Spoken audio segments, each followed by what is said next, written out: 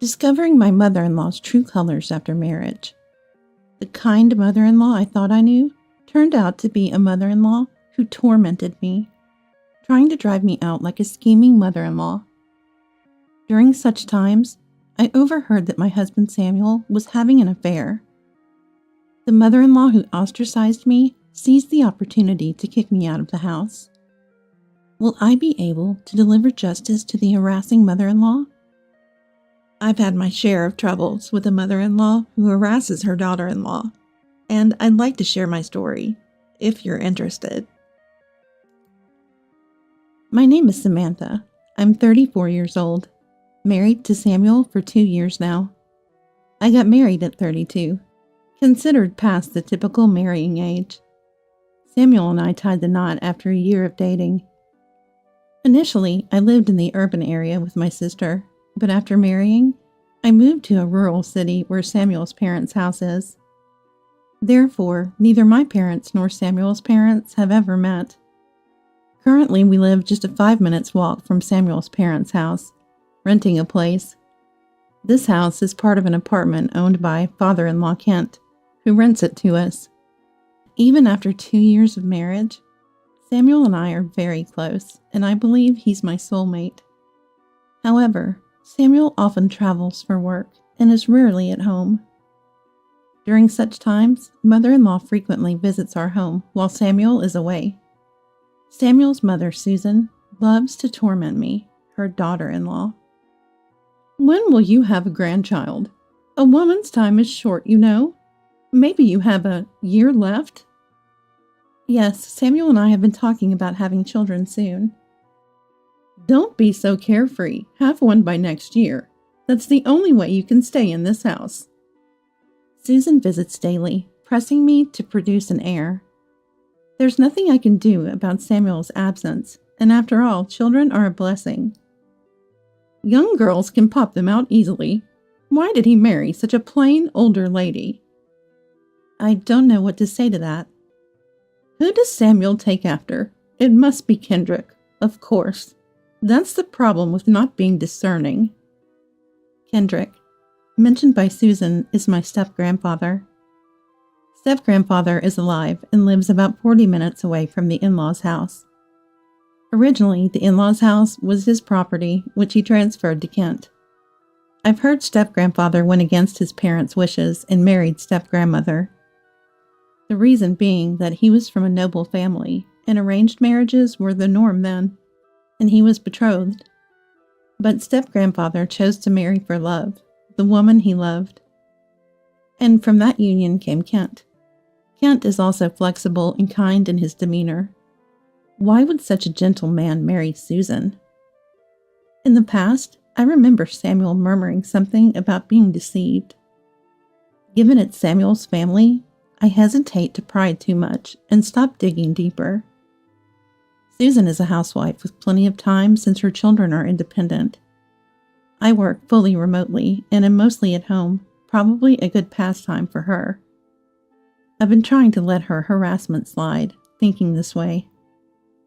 If you can't produce a child by next year, I'll force a divorce. That's terrible. I have no plans of divorcing. Don't defy me. You must bear a firstborn son. Susan seems to hold traditional views, insisting that the eldest son's daughter-in-law must produce a male heir. Well, before that, I hope Samuel doesn't grow tired of you. Is it normal for him to be away this long? He travels for work. It's unavoidable. Kent never did such. Maybe he's with another woman under the guise of work. Susan smirked maliciously. That's impossible. Even when he's on long business trips, he occasionally comes home. You think so? The more attentive they are, the more suspicious it gets. Maybe he's already looking for my new daughter-in-law.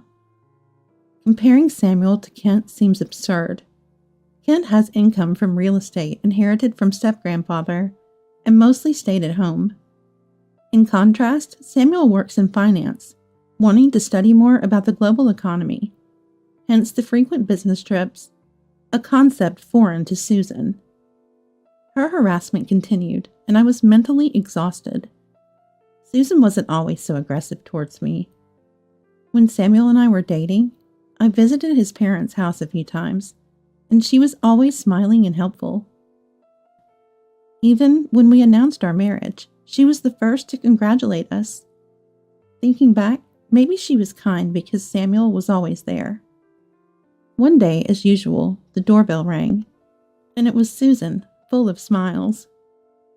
"Susan, you seem to be in a good mood today." "Oh, can you tell? Something wonderful happened for me." "Something wonderful?" "Are you divorcing Samuel? I heard he was seen with a younger woman. I'm excited for a new daughter-in-law." "What? What do you mean?" According to Susan, one of her friends spotted Samuel shopping with a young woman. Even if you didn't see it, it could be a misunderstanding. Even if it was Samuel, it could be a work colleague. My friend even secretly took pictures of them. It's definitely Samuel, and apparently she's from a distinguished family. Susan was already gleefully planning life after my supposed divorce. If he marries a young lady from a noble family, he'll live in a big house with maids, shopping and traveling daily in elegance. Wait, I'm not getting divorced. Still saying that? We refuse an older poor lady. We're welcoming a noble daughter as the new daughter-in-law. But you said if I have a child by next year. If there's another daughter-in-law candidate, it's different.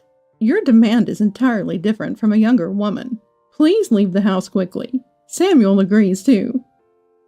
Then I'll confirm with Samuel. As I tried to contact Samuel by reaching for my mobile phone, it wasn't in my pocket, and I couldn't find it anywhere.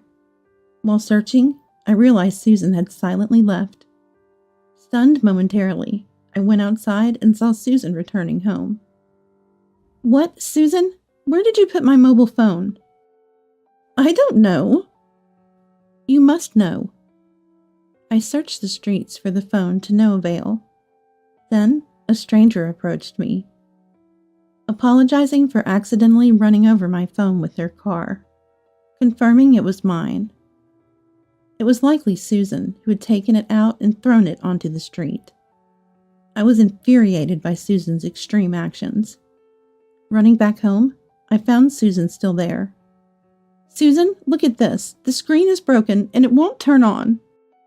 So what? So what? You caused this. Any proof? You don't have any right. But you were the last one with my phone. I don't know about that. Anyway, this house is our family property. You're a stranger now. Leave immediately. I'll wait for Samuel to return and discuss it. If you insist on staying, pay the rent we've been lenient on for 2 years. $12,000 up front. That's ridiculous. Can you pay? No, of course you can't, you poor thing. Fed up with Susan's rude behavior, I reached my limit. Young wealthy ladies versus older poor ladies? Who do you think is more valuable? Time for a change. Hurry up and leave. I'm busy welcoming a new daughter-in-law. Fine. If that's how it is, I'll leave. Enjoy your time with whoever that lady is. Though it was a heated exchange, I was at my wit's end. I packed quickly, leaving Susan and her smug smile behind, and left the house. Despite living there for 2 years, I didn't know where the mobile phone shop was, nor could I contact Samuel, as he changed his number a month ago, and I didn't remember it. And my parents' house was in an urban area far away. Feeling lost, I luckily ran into a friend who let me stay with them after hearing my story. They suggested calling Samuel, but I couldn't without his new number. My friend booked a mobile phone repair appointment for me, but the earliest was 2 days after Samuel's expected return from his trip. Though he was due back in 2 days, Susan claimed he had already returned, seen with another woman. I wanted to believe Samuel, but the more I thought about it, the more I doubted, feeling a deep shock. 2 days passed, and I continued my remote work, contemplating my next steps. One might think I was too relaxed, but after enduring daily harassment from Susan, I was mentally exhausted and starting to appreciate the slower pace of life. Of course, Samuel is important to me, but being away from Susan right now feels like the greatest relief. I never discussed Susan's behavior with Samuel. I didn't want to worry him or speak ill of his mother, but more importantly, until now, I've dismissed the harassment as typical mother-in-law and daughter-in-law conflict, not worth mentioning. However, the stakes are different with Samuel's alleged infidelity and Susan's eagerness for a new daughter-in-law and a divorce. My anger intensified with every remembered instance of harassment. While I was working irritably, a friend returned home. "Welcome back." As I peeked from the living room, a furious Samuel stood at the entrance. Without answering my bewildered question of his presence, he approached me with an intense look. As I was about to speak, "What is this all about?" he interrogated me with a firm tone. "Where were you? And is what Mom's saying true?"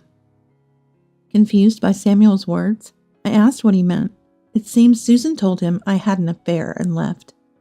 "What are you talking about? She told me to leave because she's welcoming a younger lady as the new daughter-in-law." "That's ridiculous. Why would that happen just because I returned from a business trip?" After calming down, Samuel and I talked for a while. He denied any infidelity.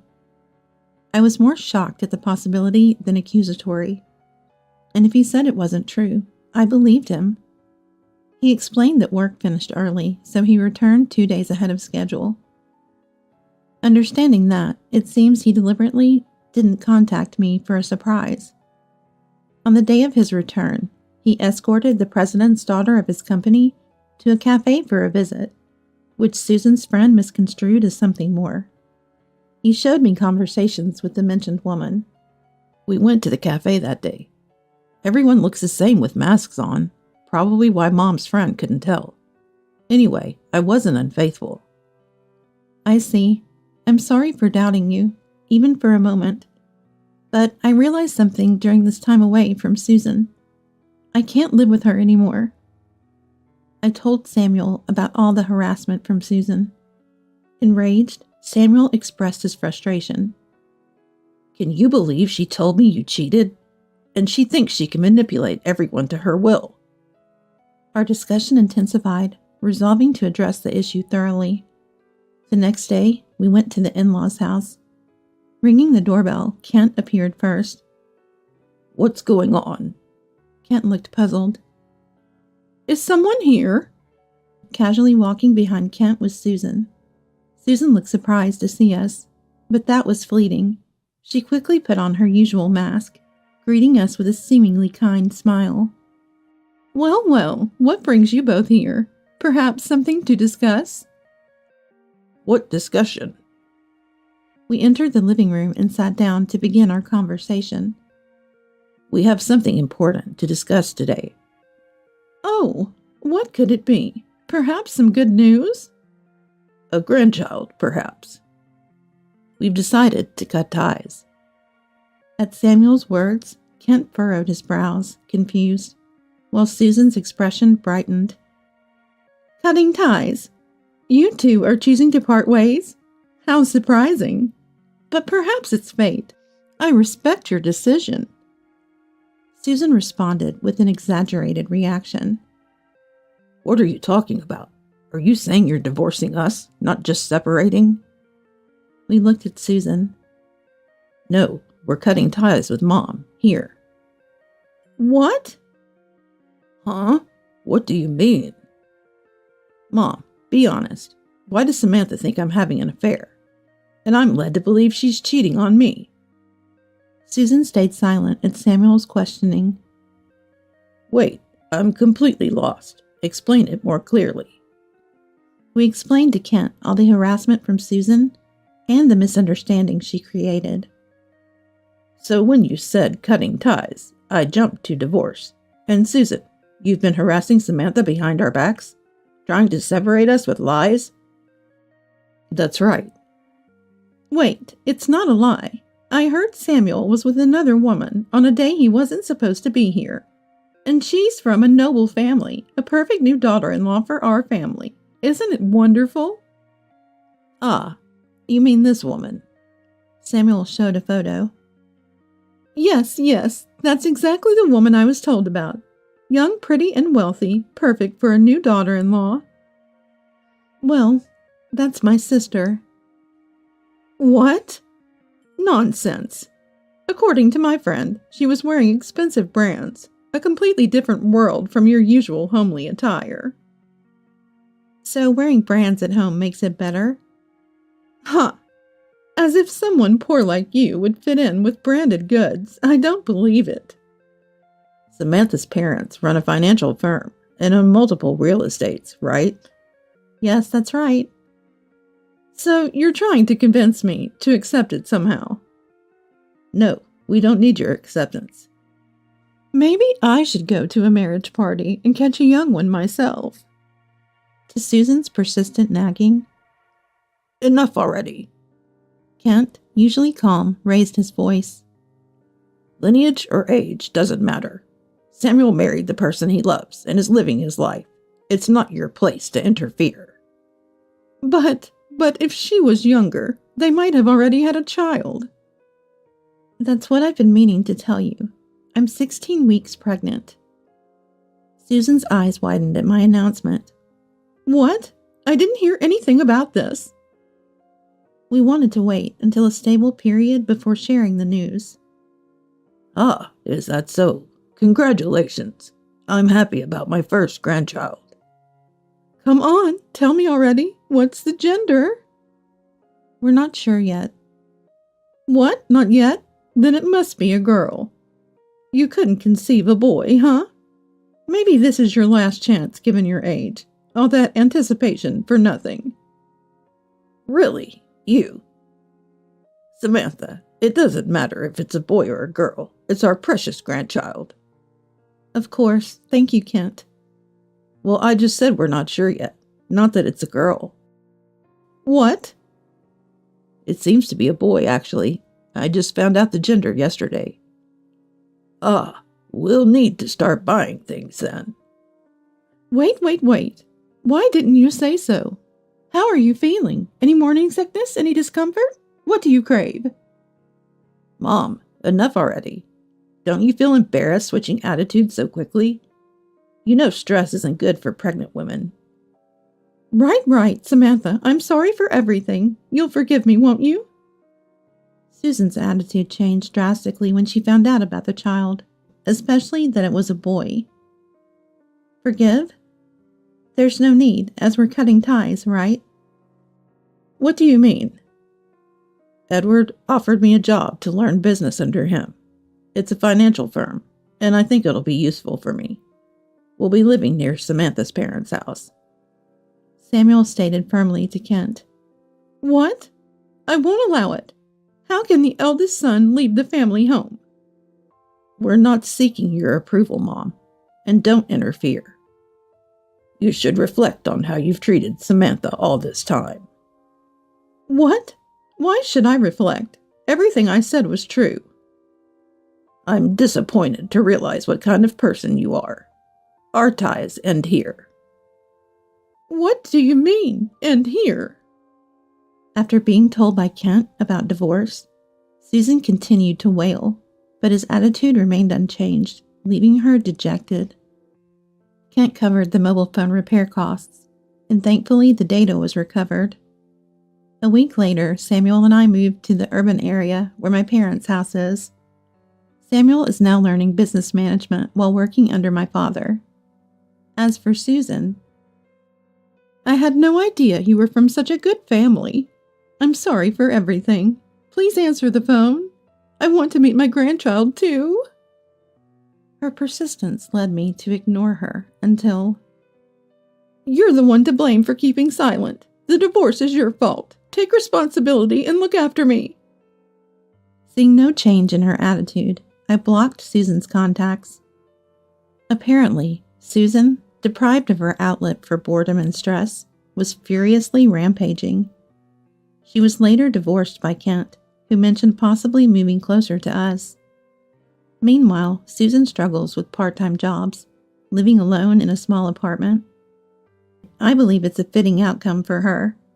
Now free from the troublesome Susan, we're enjoying a stress-free life. We look forward to our baby's arrival and plan to live a peaceful life from now on.